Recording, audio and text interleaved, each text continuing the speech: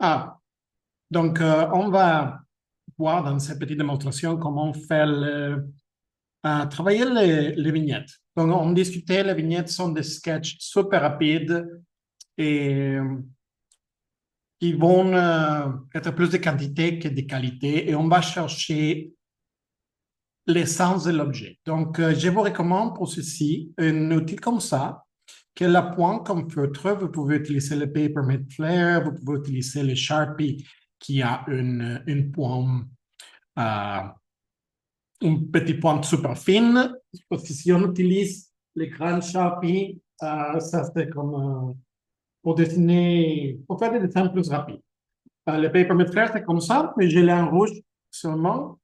Vous pouvez le trouver facilement. Ou le Sharpie, mais le Sharpie qui a ce côté, il y a une petite pointe fine. Donc, pourquoi est-ce qu'on le fait? Parce que, par exemple, si je vais travailler donc avec cette version, je peux faire une ligne solide et recte. Je peux avoir un peu de variation si je le fais rapide, non, mais c'est plus définitif. Non, je peux vous montrer avec le Sharpie. Non, c'est un peu la même chose, mais c'est une ligne définie. Cependant, avec le stylo, je peux faire des lignes qui sont super claires ou je peux faire des lignes qui sont super foncées. Il y a une liberté. Et c'est plus avec le crayon que je peux aussi avoir une grande liberté par rapport aux quantités. Mais pour les vignettes, on cherche de faire une grande quantité d'exemples. Donc, imagine que je vais faire un petit faux toast oven, désolé, je vais oublier les noms, mais donc je peux rapidement travailler, peut-être trouver un peu la proportion, après je peux venir et je peux commencer à faire le fond. Donc, je veux travailler cette idée et pas m'arrêter sur les détails. Si je veux faire une ligne un peu plus foncée, je peux la faire, mais c'est pas quelque chose qui va m'inviter à détailler. Non, parce que je peux une poignée ici, peut-être que j'ai des petites ventilations ici, et peut-être que j'ai le petit bouton pour contrôler, et c'est ça. Et je peux changer à l'idée suivante. Donc, notez comment même si je varie un peu la vitesse et je passe, ça me donne un peu plus de caractère. Mais maintenant, c'est plus l'idéation. Donc, je veux vous montrer comment ça marche avec les Sharpie et pourquoi c'est pas la bonne option de le faire aussi petite.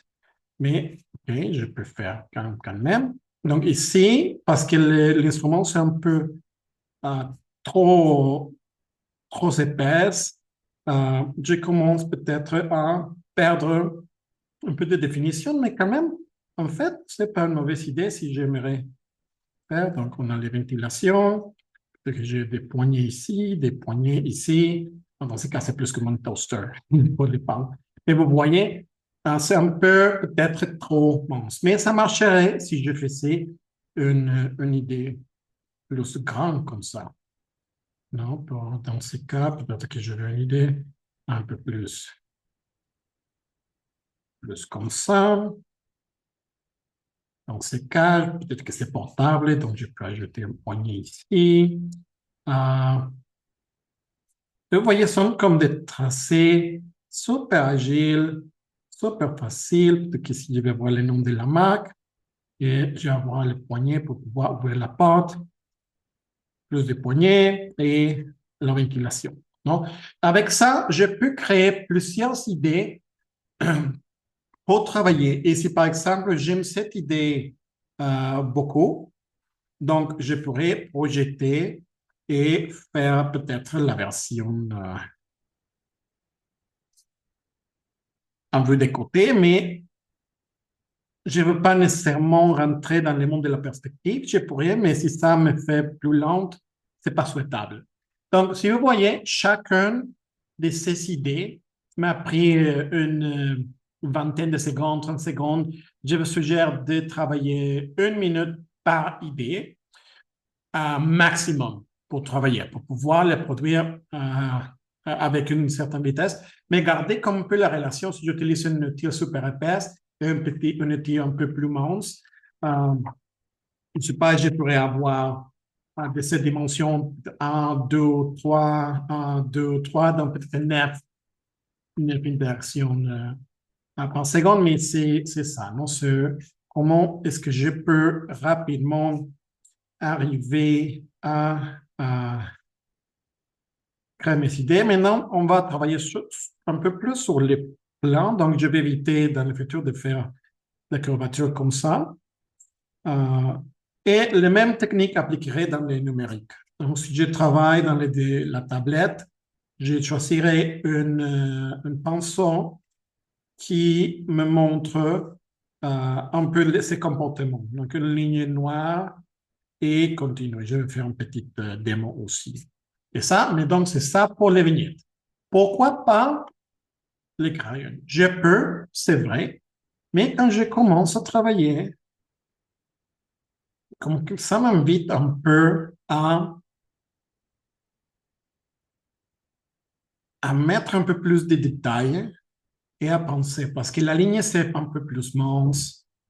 Euh, donc, je commence peut-être à dire, OK, ça va ici, mais peut-être que j'ai une autre surface. Ici, ça va être un peu plus comme ça. Je vais le faire, mais dans ce cas, on va ouvrir la porte des côtés. Et si vous voyez, comme ça m'invite à avoir un peu plus de détails qu'ici. Donc, cet outil, c'est un peu moins idéal que l'autre parce que ça va faire moins de production. Et si j'utilise les crayons, ça va être un peu la même chose parce que quand je travaille, ça va m'inviter à être un peu plus détaillé, mais quand même, je pourrais l'utiliser. Il n'y a pas rien qui me dit que je ne peux pas, mais rappelez-vous que c'est moment le, la quantité d'idées, c'est plus important que la qualité du dessin.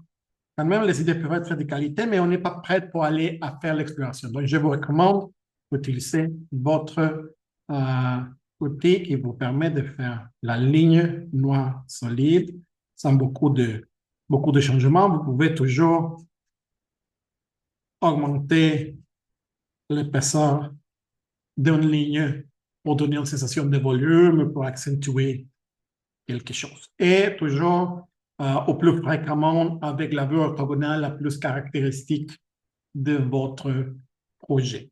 Okay? Donc, c'est ça, c'est le dessin des vignettes.